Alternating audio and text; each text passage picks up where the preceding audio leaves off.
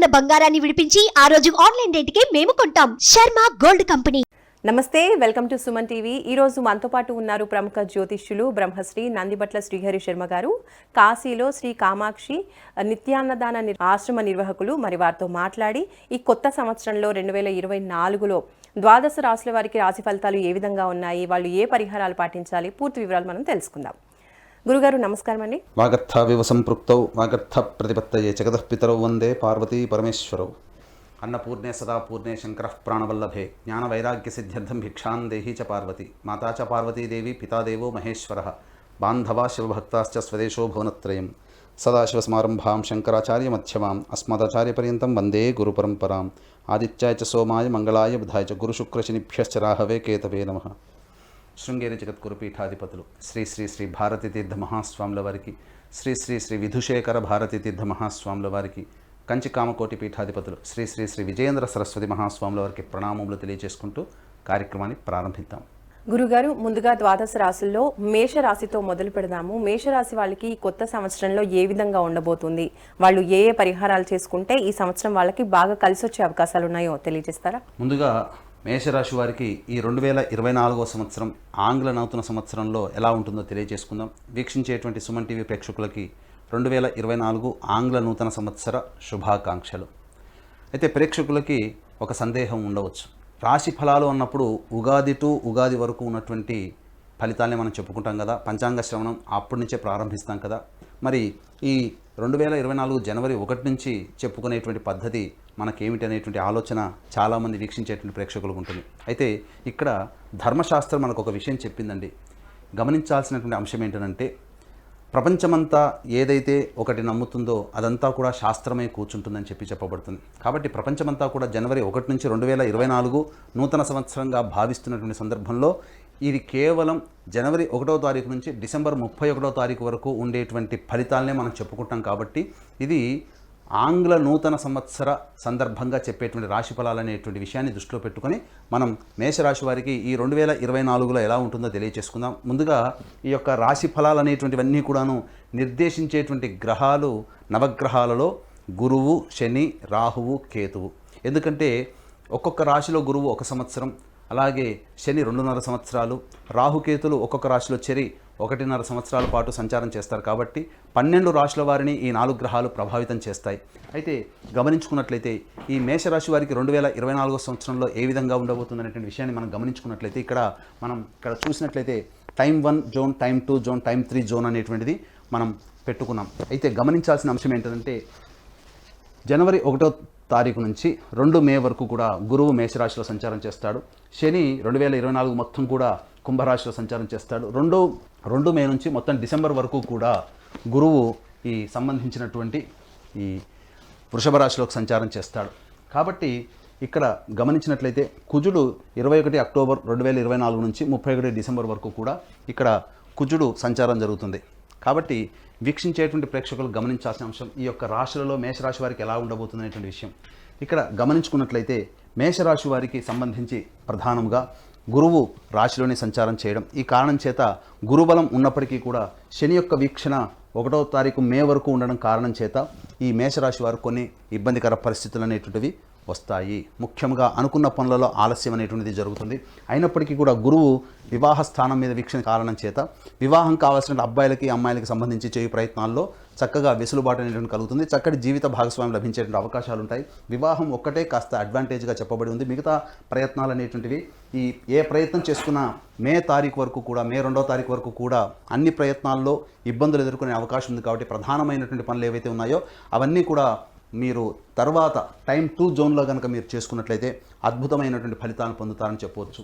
ఇక గమనించుకున్నట్లయితే ప్రధానంగా ఈ సంబంధించినటువంటి రియల్ ఎస్టేట్ రంగంలో ఉన్నటువంటి వారికి మే 1వ తారీఖు వరకు అనగా ఏ రంగాల వారు ఈ మేషరాశిలో జన్మించిన వారు ప్రభావితం అవుతారు అంటే మే 1వ తారీఖు వరకు కూడా రియల్ ఎస్టేట్ రంగమైనప్పటికీ కావచ్చు, అలాగే కళాశాల యాజమాన్యానికి సంబంధించిన కావచ్చు, బంగారు వ్యాపారస్తులు కావచ్చు, ఫుడ్ సంబంధించినటువంటి FMCG ప్రొడక్ట్స్ కానీ, లేకపోతే బోర్డింగ్ అండ్ లాడ్జింగ్ సంబంధించినటువంటి నిర్వాహకులు కావచ్చు, లేకపోతే రెస్టారెంట్ బిజినెస్లో ఉన్నటువంటి వాళ్ళు, ఆహార ఉత్పత్తులతో బిజినెస్ చేసేటువంటి వాళ్ళందరూ కూడా ఈ యొక్క సంబంధించినటువంటి మే 1వ తారీఖు వరకు కూడా గడ్డు కాలం ఉన్నటువంటి కారణం చేత ఎక్కువగా పెట్టుబడులు పెట్టేటువంటి అవకాశాలని మీరు ఆలోచన చేసుకొని ముందడుగు వేస్తే చాలా మంచిదని చెప్పవచ్చు. ఎందుకనంటే ప్రధానంగా మే 2వ తారీఖు వరకు కూడా శని యొక్క వీక్షణ అనేటువంటిది పంచమ స్థానం, మీ మేషరాశి వారికి సంతాన స్థానం మీద వీక్షణ ఉండడం, అలాగే అష్టమ స్థానం మీద శని యొక్క వీక్షణ ఉండడం కారణం చేత మేషరాశిలో జన్మించినటువంటి వారికి ఆరోగ్యానికి సంబంధించినటువంటి విషయాల్లో జాగ్రత్తలు పాటించాలి. అలాగే మీరు తలిచింది ఒకటి జరిగేది ఒకటి అనేటువంటి విధంగా ఉంటుంది కాబట్టి ఎక్కువగా ఆలోచనలతోనే వృధా ప్రయాస, వృధా కాలయాపన జరిగేటువంటి అవకాశము, సంతానపరమైనటువంటి ఇబ్బందులు కలిగేటువంటి అవకాశం ఉంటుంది, సంతానం గురించి చింత చేసేటువంటి అవకాశం ఉంటుంది. అంతేకాకుండా మనస్సు చంచలంగా ఈ మే 2వ తారీఖు వరకు ఈ మేషరాశి వారికి ఉంటుంది కాబట్టి తగు జాగ్రత్తలు పాటించాల్సినటువంటి పరిస్థితి. ఇక ఏదేమైనప్పటికీ కూడాను అమ్మకాలు కొనుగోలుకు సంబంధించినటువంటి చేయి వ్యవహారాల్లో కొన్ని ఇబ్బందికర పరిస్థితులు అనేటువంటివి ఎదురవుతాయి. అలాగే ఈ మేషరాశి వారికి సంబంధించి ప్రధానంగా ఇక్కడ స్పెక్యులేషన్ రంగంలో ఉన్నటువంటి వారికి ఆశించిన మేర శుభ ఫలితాలు కావు కాబట్టి మీ దగ్గర ఉన్నటువంటి సొమ్ముతో ఎక్కువగా పెట్టుబడి పెట్టేటువంటి అవకాశాన్ని మీరు జాగ్రత్తగా తగ్గించుకున్నట్లయితే మంచి ఫలితాలు పొందుతామని చెప్పవచ్చు. ఇక టైం 2 అనేటువంటిది మనం చూసుకున్నట్లయితే ఈ టైం 2 సంబంధించినటువంటి విషయాల్లో ప్రధానంగా గురువు 2వ తారీఖు మే నుంచి డిసెంబర్ వరకు కూడా గురువు వృషభ రాశిలోకి సంచారం చేస్తాడు. అయితే ఈ గురుపాలితం సంబంధించినటువంటి ఈ మేషరాశికి సంబంధించి యోగదాయకమైనటువంటి పీరియడ్, అనగా ఇప్పటి వరకు మే 2వ తారీఖు వరకు ఎదుర్కొన్నటువంటి సమస్యలకి కొంత వెసులుబాటు అనేటువంటిది ఈ యొక్క మే 2వ తారీఖు నుంచి డిసెంబర్ అంతా కూడా ఉంటుంది. కాకపోతే కొన్ని విషయాల పట్ల, ఆరోగ్యం పట్ల ప్రధానంగా నిర్ణయం తీసుకోవాల్సినటువంటి పరిస్థితి. ఎందుకంటే మేషరాశి వారికి అష్టమ స్థానం మీద గురు వీక్షణ, ఈ కారణం చేత ఈ యొక్క వృషభ రాశిలోకి గురు వీక్షణ ఉండడం, అలాగే శత్రుంజయము అని చెప్పవచ్చు. ఎందుకనంటే ఈ యొక్క మేషరాశి వారికి శత్రు స్థానం మీద వీక్షణ ఉండడం చేత అనుకున్నటువంటి పనులలో మీ యొక్క శత్రువులను దాటి అధిగమించి మీరు అన్ని పనులు చేసుకోగలుగుతారు. ఇక ప్రధానంగా ఒక ఆరోగ్యం పట్లనే మే 2వ తారీఖు నుంచి డిసెంబర్ వరకు కూడా ఆరోగ్యం పట్ల శ్రద్ధ వహించాల్సినటువంటి పరిస్థితి. మీ యొక్క వాక్కుకి విలువ పెరుగుతుంది, మీకు ధన రాబడి పెరుగుతుంది, అన్ని రకాలుగా కుటుంబంలో సంతోషాన్ని పొందుతారు. ఇంతకంటే ఇంకా మంచి పీరియడ్ అని చెప్పుకున్నట్లయితే 21 అక్టోబర్ నుంచి 31 డిసెంబర్ అనేటువంటిది చాలా అద్భుతమైనటువంటి సమయంగా చెప్పవచ్చు. ఎందుకనంటే కుజుడు కర్కాటక రాశిలో స్థితి పొంది ఉండి ఈ యొక్క మేష రాశికి సంబంధించి అశుభ ఫలితాన్ని ఇచ్చేటువంటి శని మీద వీక్షణ ఉండడం, ఈ కారణం చేత శత్రువే మనకు ఎదురొడ్డి మనకు సహాయం చేస్తే ఎలా ఉంటుందో ఒక్కసారి ఆలోచించండి. అటువంటి బాధకుడైనటువంటి శని మొత్తం పూర్తిగా ఆశాంతం 21 అక్టోబర్ నుంచి డిసెంబర్ వరకు కూడా యోగదాయకాన్ని కలగజేస్తాడు. కాబట్టి అద్భుతమైనటువంటి పరిస్థితి అనేటువంటిది అక్టోబర్, నవంబర్, డిసెంబర్ నెలలో ఈ మేషరాశి వాళ్ళు పొందుతారని చెప్పవచ్చు. ఇక గృహానికి సంబంధించినటువంటి చూసుకున్నట్లయితే ఈ యొక్క అక్టోబర్ నుంచి కూడా గమనించుకున్నట్లయితే కోర్టు, న్యాయవాద, వివాహ సంబంధించినటువంటి విషయాల్లో మీదే పైచేయిగా ఉంటుంది. అలాగే ఇంకా చెప్పాలి అంటే ఉద్యోగస్తులకి మంచి ఉద్యోగ బదిలీలు కానీ, లేకపోతే నూతన ఉద్యోగంలో ప్రవేశం చేయడం కానీ, లేకపోతే ఇతరత్ర ధర్మ కార్యాలు చేపట్టాల్సినటువంటి పరిస్థితులు కానీ మేషరాశి వారికి అక్టోబర్ నుంచి ఏర్పడుతుందని చెప్పవచ్చు. అలాగే ఏ పని చేసినా కానీ ఆ పనులలో సంతృప్తి, లాభాన్ని పొందేటువంటి సమయం, అమూల్యమైనటువంటి సమయంగా 21 అక్టోబర్ 2024 నుంచి డిసెంబర్ వరకు కూడా అద్భుతమైనటువంటి సమయంగా చెప్పవచ్చు. అయితే ఇక్కడ వీక్షించేటువంటి సుమన్ టీవీ ప్రేక్షకులు గమనించాల్సిన అంశం ఏంటంటే ఈ యొక్క చెప్పేటువంటి ఫలితాలన్నీ గోచార రీత్యా ఫలితాలు కాబట్టి జన్మజాతకము గనక బాగోలేకపోతే గోచార రీత్యా వచ్చే ఫలితాలు గొప్పగా ఉన్నా జన్మజాతకము బాగోలేని కారణం చేత గోచారీత్యా వచ్చే ఫలితాలు కొంతవరకు సామాన్యంగా జరుగుతాయి. అయితే కొంతమందికి జన్మజాతకం అద్భుతంగా ఉంటుంది, గోచారరీత్యా ఫలితాలు సామాన్యంగా ఉన్నప్పటికీ కూడా జన్మజాతకం బలంగా ఉన్నప్పుడు వచ్చేటువంటి ఫలితాలు కూడా అద్భుతంగా ఉంటాయి. కాబట్టి మీకు దగ్గరలోని ఉపాసనా పరులైనటువంటి మంచి జ్యోతిష పండితుల చేత మీ జన్మజాతకాన్ని, గోచార ఫలితాన్ని బేరీజు వేసుకుని చెప్పే వాళ్ళ దగ్గరికి వెళ్ళి మీరు కనుక మీ యొక్క జన్మజాతకాన్ని చేసుకున్నట్లయితే తప్పకుండా వచ్చేటువంటి అపజయాల నుంచి మీరు ముందుగా గట్టెక్కవచ్చు. కాబట్టి జ్యోతిష శాస్త్రం అనేటువంటిది ఇది చెప్పాలి అనంటే మనం భవిష్యత్తులో ఏ విధంగా మనం మసులుకోవాలి, మనకు వచ్చే అడ్డంకుల్ని ఏ విధంగా తొలగించుకోవాలనేటువంటి విషయాన్ని గురించి తెలియచేసేటువంటి శాస్త్రంగా మనం భావించాలి. కాబట్టి చక్కగా ముందడుగు వేసేటప్పుడు, ప్రతి పనిలో కనుక ముందడుగు వేసేటప్పుడు ఈ సంబంధించినటువంటి విషయాల్ని దృష్టిలో పెట్టుకొని మీరు కనుక ప్రయాణం చేసినట్లయితే తప్పకుండా మీ జీవితంలో అవరోధాలని అధిగమించి మంచి స్థితిలోకి ఉండడానికి అవకాశం ఏర్పడుతుంది. తద్వారా ఆత్మవిశ్వాసంతో, అంతకంటే మించి అధిగమించినటువంటి దైవబలంతో మీరు కనుక ముందడుగు వేసినట్లయితే తప్పకుండా అన్ని రంగాలలో ఉన్నటువంటి వాళ్ళు చక్కగా విజయాన్ని పొందుతారని చెప్పవచ్చు. గురుగారు, మరి మేషరాశి వాళ్ళకి సంవత్సరం అంతా కూడా అనుకూలంగా ఉండాలి అంటే వాళ్ళు ఏ దేవత ఆరాధన చేస్తే బాగుంటుందంటారు? మే వరకు కొంత గడ్డు కాలము, కొంత వెసులుబాటు అనేటువంటిది మే తర్వాత గురు కుజుల యొక్క ప్రభావం అనేటువంటిది జాతకంలో ఉండడం, తద్వారా అద్భుతమైనటువంటి యోగదాయకమైనటువంటి స్థితి. అయితే ఇంతకుముందే చెప్పుకున్నట్టుగా జాతకం బాగుండి గోచారం బాగోలేకపోయినా, జాతకం బాగోలేకపోయి గోచారం చాలా బాగున్న ఫలితాల్లో కొంత తారుమారేటువంటి అవకాశం ఉంది. కాబట్టి జాతకరీత్యా కావచ్చు, గోచారరీత్యా కావచ్చు, ఈ మేషరాశి వారికి సంబంధించి ప్రధానముగా దేవతానుగ్రహాన్ని పొందే ప్రయత్నం. ప్రధానంగా ప్రతి మంగళవారం రోజున సుబ్రహ్మణ్య స్వామికి ఆవు పాలు, ఆవు నెయ్యి, తేనె ఈ మూడిటితో అభిషేకం జరిపించి చెలివిడి నైవేద్యంగా పెట్టండి.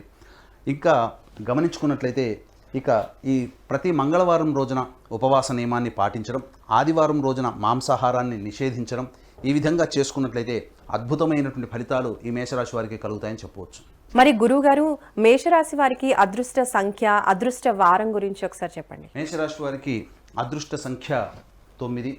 అదృష్టం కనుక కలిసి వచ్చేటువంటి వారములు ఆదివారము, గురువారం. ఇవి 2 వారాల్లో అద్భుతంగా కలిసి వస్తాయి. కాబట్టి చక్కగా ఏదైనా ప్లాన్ చేసుకునేటప్పుడు ఈ 2 వారాల్లో కనుక ప్లాన్ చేసుకున్నట్లయితే మంచి ఫలితాలు పొందుతారని చెప్పవచ్చు. అయితే ఈ మేషరాశి వారికి సంబంధించి ప్రధానముగా జీవితంలో దైవతానుగ్రహం, ఇప్పుడు చెప్పినటువంటి పరిహారాలతో పాటుగా మీకు మీరుగా దైవతానుగ్రహాన్ని పొందాలి అనుకున్నప్పుడు మా పీఠం ఆధ్వర్యంలో ప్రతి నెల 21 రోజుల పాటు సంకల్ప సిద్ధి హోమాది కార్యక్రమాలన్నింటినీ జరపబడతాయి.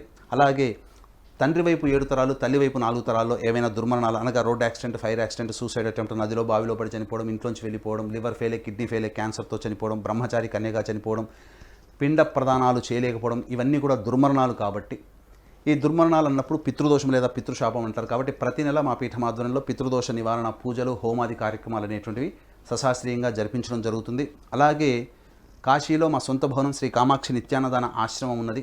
కాబట్టి మీ పుట్టినరోజున కానీ, మీ పెళ్లి రోజున కానీ మీరు మీ ఆనందాన్ని మీ కుటుంబ సభ్యులతో పాటు కాశీలో ఉన్నటువంటి శివబంధువులకు కూడా పంచుకోదలిస్తే ప్రతిరోజు నిత్యాన్నదానం జరుగుతుంది. కాబట్టి అవకాశం ఉన్నవాళ్ళు మీ పెళ్లి రోజు, పుట్టినరోజున అన్నదానానికి మీ వంతు సహాయ సహకారాలు అందించవచ్చు.